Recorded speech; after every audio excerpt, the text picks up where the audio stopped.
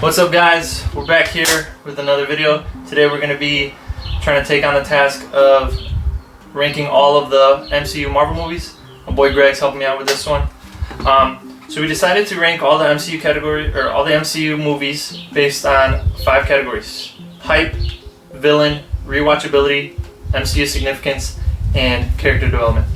Each of these categories are on a 1 to 5 scale, 1 being the lowest, 5 being the highest. There's 2 movies where we broke the scale. We went up to a 6. We'll talk about that. Obviously, we thought that they deserved a higher than 5 ranking. They surpassed the scale. But we're just going to run through. We'll talk about each movie within the MCU based on its release date, and we'll just go through until we get to the end.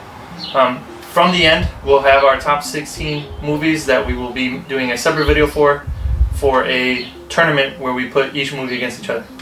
So let's get the ball rolling, guys. Iron Man 1 had an overall score of 16. Yeah, so for that, the hype score was a 2, and then we had MCU Significance as a 5. So yeah. I know for Iron Man being the first movie to kind of kick everything off, that was a little bit different because everything that was coming before, DC kind of owned that, and then we were... DC had the Batman trilogy, and there was no hype around this movie, at least for me, like the initial hype, because one, I didn't really know Iron Man, and the only Marvel characters that I knew really were Spider-Man and the Hulk, so I wasn't like, oh, I need to go see this movie like I am now. So for that reason, it's pretty low. MCU Significance, I mean, it's Iron Man. Without this movie being successful, we wouldn't be where we're at today. So for that, it got a 5. Moving down to Incredible Hulk, this was the second movie to come out in the MCU order. This one ended up being one of the lowest. It had a lower ranking. The lowest ranking was MCU Significance. We ranked it at number 1. The hype, we ranked it at 4. Yeah, so I think for me the hype with this was pretty good, just because this was kind of a remake from the original Hulk that really... With Eric Bana, yeah. And that, so it was an upgrade in that sense, but we all know what happened to Edward Norton. I know. So the significance of him in that movie and Betty, it just didn't really carry over. Mm-hmm. I mean, there was no further talk of Abomination. Edward Norton is obviously no longer in there. It's almost as if once Mark Ruffalo came into the Avengers franchise, they were like, okay, scrap what we did before. Yes, you were technically canon to those events, but we're not going to talk about it, and we're going to keep moving forward. The only thing that we said before was that Thunderbolt Ross had some significance carrying over within, staying within the Secretary of State and how he might become Red Hulk and all that jazz, but you can learn all that aspect of those characters without even having this movie. That one got an overall score of 12. Next movie was Iron Man 2. This one we had a overall score of 18. So with that one, we have the villain in Iron Man 2. We deem that as Whiplash, and at the time he looked pretty cool. He was kind of a mediocre. Yeah. And then we had our MCU Significance at a 5, and that's where you get the introduction of War Machine, Black Widow. Yep. So you kind of get the MCU universe built a little bit further with this movie. Yeah, this was one of the first movies, or if not the first, in the Phase 1 to really grow the universe. Each character had their standalone movie, Thor, Captain America. There was no crossover, no talk about another person, whatever. But Iron Man 2 introduced, like you said, War Machine and Black Widow, who they have stayed and they maintained within the MCU. So it was just significant enough to introduce these characters and keep them moving forward within the universe. Thor came second to last, if not last, overall scored with 10. The lowest scoring for this category was hype. That was at a 1. The highest scoring was MCU Significance, and that was at a 3. So I think a big thing was, the question was out is, how is Thor going to fit into this realm of characters in the MCU? How are they going to portray him on screen? CGI effects, visual effects. For me, this movie, I wasn't overly excited about the character and the idea of Thor, but significance wise, I mean, he's part of the team moving forward. So the fact that he's just fully introduced and you see, who he is, I think gives that a pretty good grade. Yeah. Number 5, this was Captain America: The First Avenger. The lowest ranking in this one for us was Rewatch Ability. We gave it a score of 1. The highest ranking, we gave it a 5 for MCU Significance. Again, obviously these core movies, the first couple movies within the phase 1, they're pretty significant because they carried MCU forward. Without these movies being successful, without people really rallying behind these characters, we wouldn't have the Captain America that we have now. But yeah, rewatchability, I think both him and I agree that Captain America was just a dork. Like, when you look at this Captain America, you don't see him ever becoming the guy who picks up Thor's hammer to fight Thanos, and he definitely did not have a power upgrade in this movie. But yeah, Significance, this was the introduction to Cap, and Cap played a big pivotal role in the MCU moving forward. First Avengers, we scored that one with an overall score of 20. Yeah, so for that, the hype was huge. This is the first real big team up that you see from all the characters that we introduced in the beginning of this, but that's the first real movie where you get a chance to see, what you would see in comics or cartoons or anything like that. Take it to the live screen. So for me, that was exciting. That was really exciting to see them. And then for the next category, Villan. This is something that we wanted to touch on. We gave it a score of 3. Do you want to talk about that? Yeah, I think just for us, obviously we were hyped. This is the first team-up movie ever, really. I mean, other than, if you want to call Fantastic Four a team, but that's clearly they're not in the MCU because, well, one, we didn't have the rights, but you can't get behind a strong team like the Avengers. This team really took it over, but the villain, no shade to Tom Hiddleston and his Loki character now, it's just I feel like back then in the first Avengers he seemed like a very comic book villain. He didn't have his overarching mission. He just really wanted to rule the earth for no reason. I don't know. He just didn't have a backstory and a backbone to carry himself to make him a stronger villain like he used to be, or like he is now. Iron Man 3, this was another really low one. We scored it as an overall rank of 10. Yeah, and I feel like the hype going into this was really high. I mean, this is following up Iron Man 1 and 2. It's coming off of Avengers.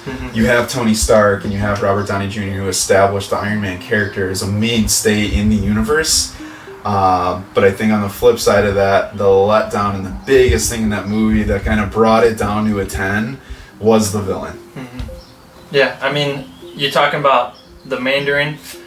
Well, we categorize the Mandarin as his main villain, essentially, or whatever.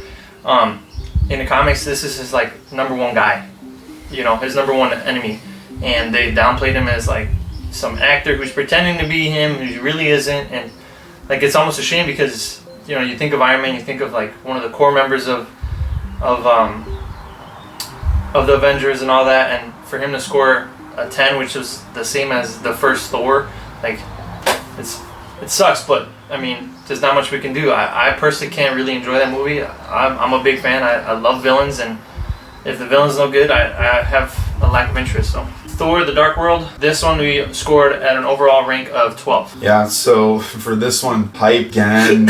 Coming off the last Thor, and we gave it a score of 10, I was not excited for another Thor, and then following the heels of kind of a letdown with Iron Man 3, I feel like this movie was almost set up to fail. Yeah. And that, for me, just wasn't really into it until later in the Infinity Saga, to be honest with you. Yeah, it's almost like the first Thor and Thor: The Dark World, personally as a fan, you don't really enjoy it because Thor doesn't have that character development like he does once Thor Ragnarok hits, Infinity War hits, you don't get to enjoy Thor. Whereas now Thor's one of my top guys, but when this movie came out, one, I wasn't excited to go see it. I didn't care much for Malekith the villain. I didn't care stuff, but really the only reason why it did better than the first Thor was because of the MCU Significance, and we said the introduction to the Reality Stone and how it's starting to build the Infinity Saga, and how you can see, okay, moving forward after this movie, there was an Infinity Stone that was the MacGuffin of every movie, Yeah. Captain America: Winter Soldier. This one, there was a bit of a disagreement. My official ranking came out to be 18. Greg's official ranking came out to be 21. The only difference was that when I ranked this movie, because of the letdown of Iron Man 3, Thor: The Dark World, I actually did not even see this movie in theaters when it came out. Like, I had zero hype. I was like, okay, Captain America was still dorky. Yeah. I wasn't really a big fan of this initially. But that being said, the highest ranking score out of the categories that we gave it is a 5 for MCU Rewatchability, because now that I have seen it and I have appreciated the development that Captain America's character goes through, the character development, it's got to be a 5. I mean, the hand-to-hand combat, the storyline, everything. I flopped on it. Like, I didn't watch it when it first came out, so because of that, my ranking was low. But it did score pretty high on ours, and I mean, he can say the same thing about it. Like when this movie came out. Yeah, knowing what happened with Captain America 1, the thought of a second one was just like, okay, where are they going to go from here? But I think this is one of the few times, not one of the few times, I shouldn't say that, but I think this is the first time at this point in the MCU where I really got excited about trailers, director changing, like this, to me, like just the overall theme of the movie. I mean, I remember seeing the trailer of when Cap and Winter Soldier on the roof, and he throws the shield and he catches it, and that was like, for me, just seeing that just like play over and over again, commercials, whatever, I was like that was dope. Yeah. Like, that was dope. That was a cool thing. So initially I didn't really go into it, but this is definitely a movie where the trailers got me really excited about the movie and being like, oh man, there's something, like there's a change, like it just felt a little bit different. Guardians of the Galaxy Volume 1. This was another movie that, for me, I ranked fairly low on the hype scale. This was actually the lowest ranking within the categories, and I gave it a 1. I had no clue. I still had no clue who the hell these people are. So I just wasn't excited to go see the movie yet. I didn't really connect with like the cosmic portion of the universe where it's like, okay, what does the events of this movie have to do with the events of everything that's happened on Earth? Like, you know, I just wasn't hyped going into it. But that being said, we did rank the rewatchability at a 4. Yeah, this movie gets better with time, definitely. I mean, my hype going into it, knowing the cast of characters. Oh yeah, Chris Pratt and all those guys. It wasn't believable to me, and I couldn't envision how this movie was going to be that significant, or, you know, just overall like that good. But I think, just like he had said, the rewatchability, you can appreciate it more over time. And I definitely kind of took this movie for granted when it first came out in the beginning, especially knowing, you know, what follows it. Like, I don't know. Yeah, I mean, it's a movie that grows on you. Yeah. I would just say that.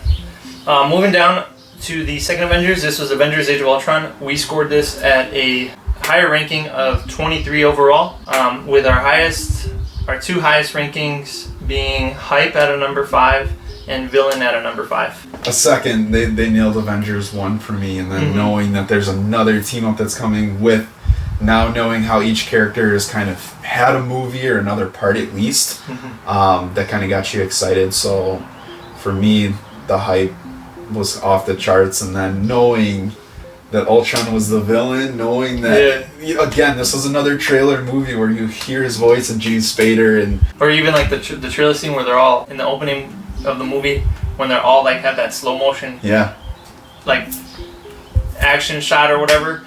Yeah, I mean, like I've said in previous videos or whatever, some people don't see Avengers Age of Ultron as being like the lowest. They think that it was the lowest or like the least favorite Avengers.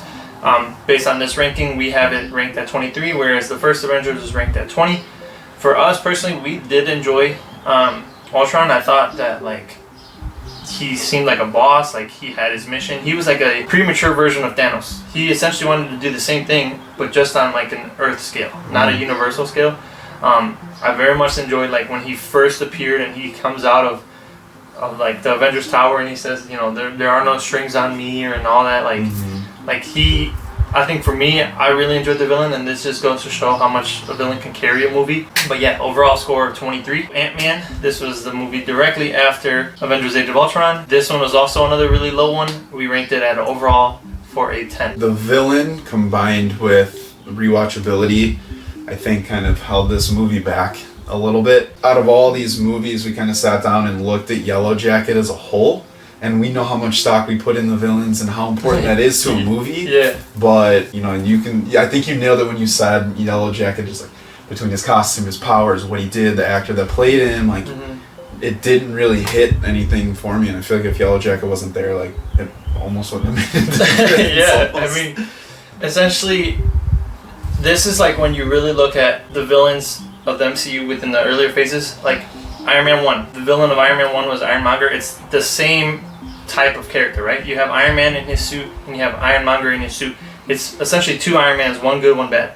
You have Ant-Man and the Wasp, or Ant-Man, sorry, and you have a guy who can shrink, and he's an ant, versus Yellow Jacket, who is a guy who can shrink, and he has like laser beams. So he just wasn't a strong character overall. There wasn't much like differentiation between his powers and like his goals and all that. I thought it was by far the weakest villain across everything. I preferred the laughing stock of the Mandarin, the guy who's not even a villain, over Yellow Jacket. So yeah, unfortunately, Ant-Man, you got a 10. Captain America: Civil War. This is one of the top 4s right here. We ranked this one at a 24. Yes, I mean, hype, villain, rewatch ability, significance. You know, this is another movie where they kind of took the MCU and moved it a step further with doing, you know, a pseudo team up within it's like a sub movie, but it gives you almost an Avengers feel. Like you knowing that it's good versus good, and I think that going in, the hype for that movie was with crazy. Spider-Man, knowing Spider-Man was coming in. Yep. Like, I watched the trailer for this. Coming home, we used to work at Express. I'm coming home from Express on the highway. I'm like, oh damn, the trailer dropped? Let's do this. I'm literally going like this. And then Spider-Man shows up. I drop my phone. I'm like, all right, I gotta pull over and pick this up. Like, it was crazy. Like, you know, seeing Spider-Man finally come in. Yeah. And then the villain with Baron Zemo. I mean, he essentially ruined the Avengers. He did more damage as a human being through manipulation and all that shit, more than all the previous villains ahead of him. And then when it comes down to MCU Significance, you got the introduction of Spider-Man, you got Black Panther, Vision was also in here, which, you know, is kind of weak sauce, but you got the Sokovia Accords that came from this. Like, this movie was really the turning point for everything that previously happened. Yeah. Like, there's like before Christ, or after death, whatever. There's before Civil War and after Civil War. There's two separate dynamics, and this really changed the MCU moving forward. Yeah.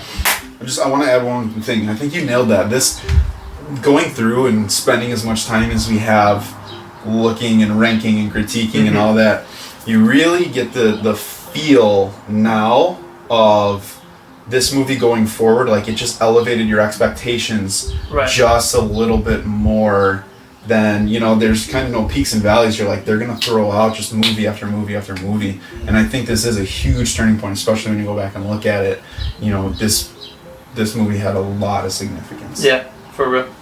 Moving down to Doctor Strange. This was like just the middle of the ballpark, kind of like middle ground or whatever. We scored it at an overall of 15, with hype being 2 and villain being 4. Yeah, villain, we kind of went, you know, Dormammu being how big of a threat that he is. You know, it was interesting that it took a stone, you know, so I mean, he was a good villain, but coming off of this, I think the biggest thing for me though was hype. It's just like it's another expansion into, you know, it's not it's not universal. You know, you kind of have Ant-Man, you have those things, you have, you know, your world threat, but this getting into the mystical side of things, you know, you're just kind of unsure because they really haven't done anything like this. And if you see something like this, it's not part of a giant movie franchise. Right. So, this one just fell right in the middle of, the ranking at a solid 15. There wasn't much really. I mean, you're introduced to a new character. The whole mythical realm is completely different. So, you know, that being said though, I think Doctor Strange moving forward within the MCU, like in Doctor Strange in the Multiverse of Madness, I think he will definitely change the MCU moving forward with all his like interdimensional bullshit and all that jazz. So, Guardians 2, this one was also another low baller. we got it at a overall score of 11, with the lowest ranking being MCU Significance as number 1, and the highest ranking being a 3 for character development. I think overall with Guardians 2, this can be one of those movies where you don't necessarily have to see the movie to get a complete idea of what's been going on so far. I feel like this is the one movie that's like probably the biggest outlier in terms of everything that happens. Like, I could sum it up and spark notes it for you, and then you'll watch it and you'll be like, why did I, like, you spoiled the movie for me after that. So this movie didn't do too much. I had higher expectations than what I feel like was produced. So. I agree. I think it was just, like you said, if somebody were to join the MCU bandwagon and say, hey, I want to start watching all these Marvel movies, what are the must watches and all this, I think this is one of the movies that you can completely skip and just see the Guardians in the first Infinity War and not really miss much. I think it just needed some work, and we'll leave it at that. Moving down, Spider-Man Homecoming. This one came out to another middle score of 15. The highest ranked score we had was 4 for hype, and the lowest ranked was 2 for MCU Significance. This is the first MCU Spider-Man movie, so that's exciting to see what they do with the character. And everybody knows how big Spider-Man is. Mm-hmm. You know, seeing his little interaction with Cap during Civil War, like, that kind of got you going. But the expectations, and they were high, but at the same time there was just a bunch of question marks all over for me. Just being like, what's it gonna be? But I was excited to see, what they were gonna do with the movie. So. Mm-hmm. And then as for MCU Significance, is another one where obviously, like, the story that he goes through with the Vulture and all that, there was a big significance to himself. But as like an overall world building and all that, I don't think there was much weight for it. Like, it didn't really put him on the radar for other villains necessarily, so we'll just keep it at a 15. Moving down to Thor Ragnarok. This one we scored as an overall score of 21. So with the MCU Significance, that was the lowest score at a 3. So middle of the road. I mean, it progressed the universe and Thor story and Hulk story forward. But it wasn't anything that like blew you out of the water. But the highest score was character development, and I think we kind of went back and forth on this, but came to the conclusion that like this is the first movie, especially after knowing what happened in Thor 1 and 2, that you saw like that biggest leap for Thor, making him, this movie. He was an okay character, but now he's one of my favorite characters because of this movie. I agree. I think like without the character development in this movie, we wouldn't have the Thor that we had in Infinity War.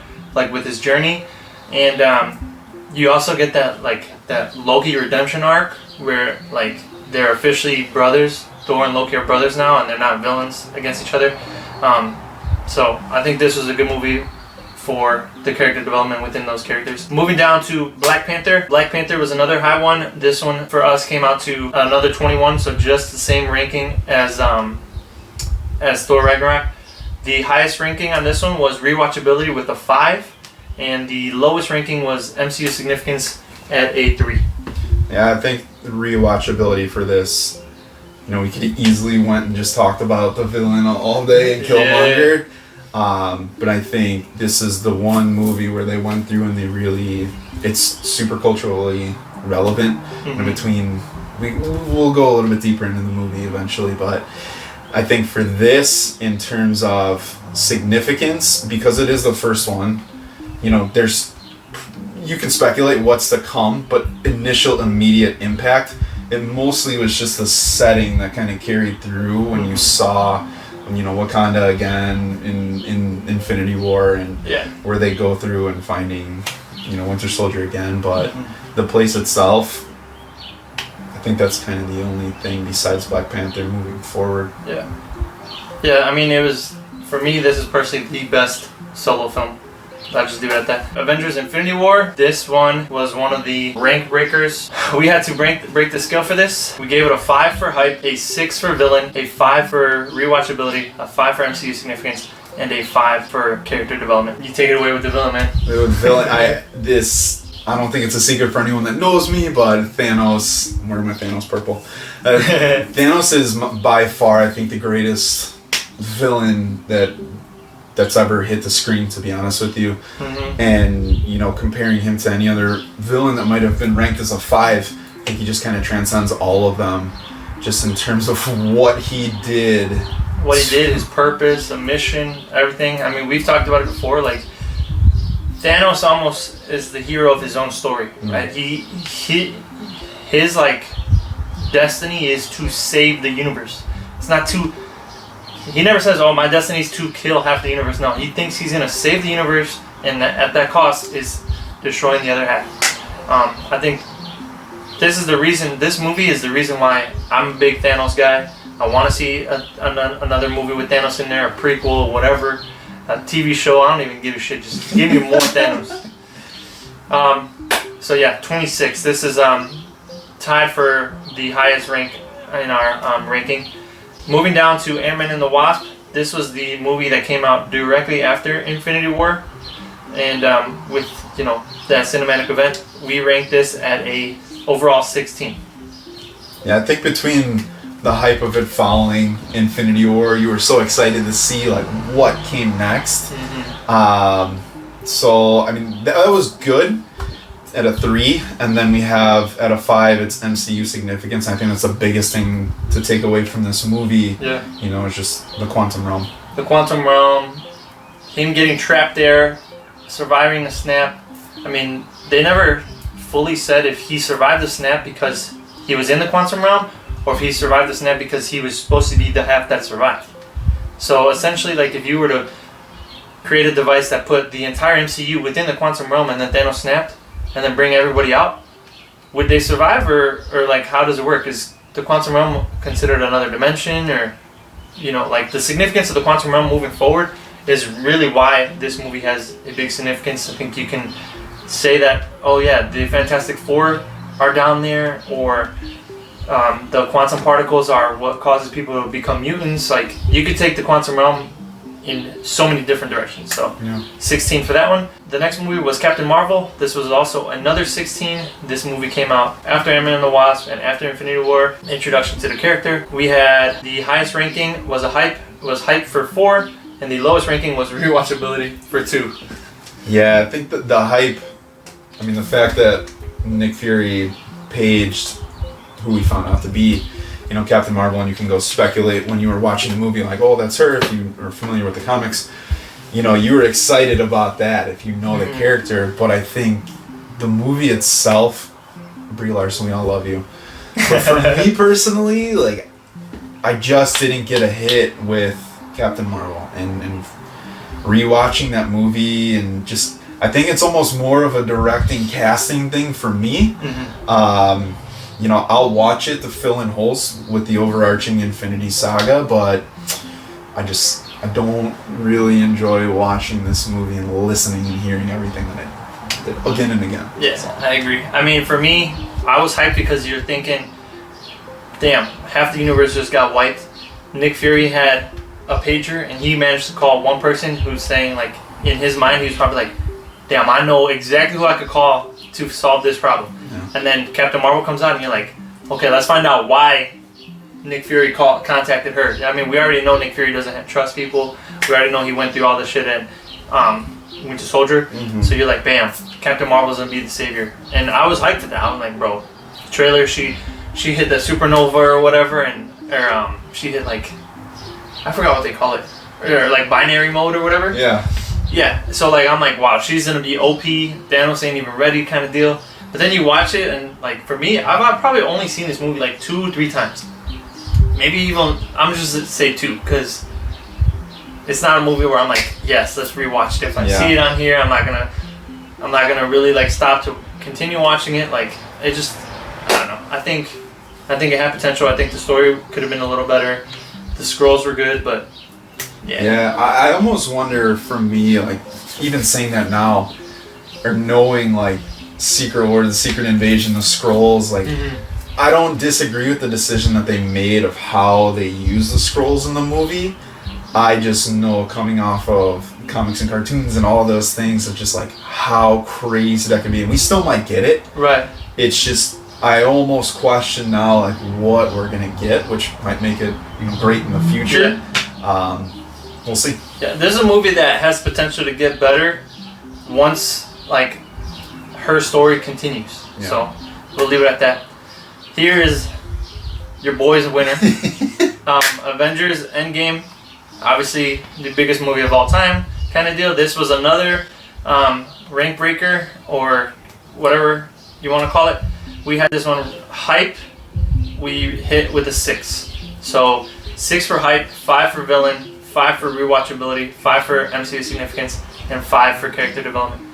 I mean, the hype, I knew. Yeah. I had like literally no doubt in my mind this movie was going to be the #1 movie of all time. Like, for this movie to come out, when I was ready to go watch it in theaters, I was like, okay, you know what? If Marvel says, yo, we're done, bye Felicia, I'm good. Yeah, you know what I'm saying? Like, yeah. This could have been the last movie I would have ever seen in my life, and I was like, I was ready. It was an event, so that's why I got so high on hype.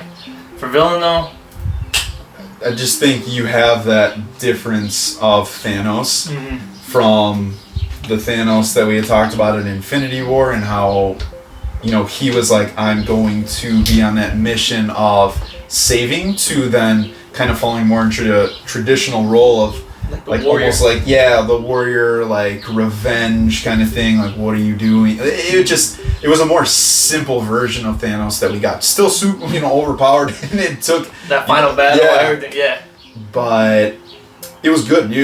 Had I not seen Infinity War, for me, this movie might not have been as hyped. I feel like you can't really have one without the other, and it's such a tough conversation to have of, what's the ultimate movie, but this, Endgame is Endgame. There's no better ending, right, per se, to how many movies we've just covered, to get to this point, and the fact that you still have one of the greatest movies of all time. I don't know if we'll ever see that again. I don't think so either. 10 years down the line, they make another crazy event like this. This is hard to outdo. Like, this movie is the culmination of all the previous movies built into one. So you're essentially watching the entire MCU within one movie, and for me, that's why it's like, this is always going to be in my top. And I know we talked about like, oh, is Thanos going to carry Infinity War to beat Endgame? But for me, it's the fact that like, I'm satisfied with how this movie came out, and for me personally, like I said, if Marvel said I'm done, I would officially be satisfied. Like, I don't need to see another movie. I damn well will be at another movie because that's part of the hype, but And then lastly, our last movie on the list, Spider-Man Far From Home. This one was the most recent movie to come out. We ranked this one at a 17. Yeah, so its highest score was with the villain. I think Mysterio, the way that they portrayed him and the way that they did him, and he was new for a lot of people too. I just think that, for an Earth-based villain, I think this is almost darn near as good as you could have gotten. Yeah. And then for the lowest category, we had MCU Significance at a 3. Yeah. Like what he said about the villain, this was another one of those villains where Marvel was like, okay, we gotta have a different type of character. It's not gonna be Spider-Man versus another guy who has spider powers. Like, he had his like whole like special effects or magic or whatever you want to call it. Like, he was just a strong villain in terms of his motive, his reasoning, like all that. I think he did a really good job. And then for MCU Significance, we don't know. There's nothing after that movie for us to say, okay, this movie affected MCU this way. Like, you have Iron Man's dead, Cap's retired, Hulk only got one arm, Black Widow's dead, Hawkeye ain't gonna be your mentor. So you don't know what's left of Spider-Man other than the fact that they outed him as Spider-Man or as Peter Parker, and we won't know how significant this movie is until we move forward with the MCU. But I think one thing that I do want to touch on too, that's, not to take away from the movie itself, but the fact of the deal. Oh yeah, that they the Sony deal with Sony. you know, for a moment there afterwards, it was, are we going to have Spider-Man still? Are we not? What's going to happen in the future? Do they take him away? Because I feel like he is, you know, now that Iron Man's not going to be here, like the connection that Spider-Man has. You know, in this movie, for me going into it, I wanted to see how they set that up. But off camera, off screen, you know, there's still so many things that are up in the air that we might or might not get. So, I don't know. We'll see, but I think it is a good movie to kind of close with, and, you know, that middle grade of overall 15. Yeah. It's not bad.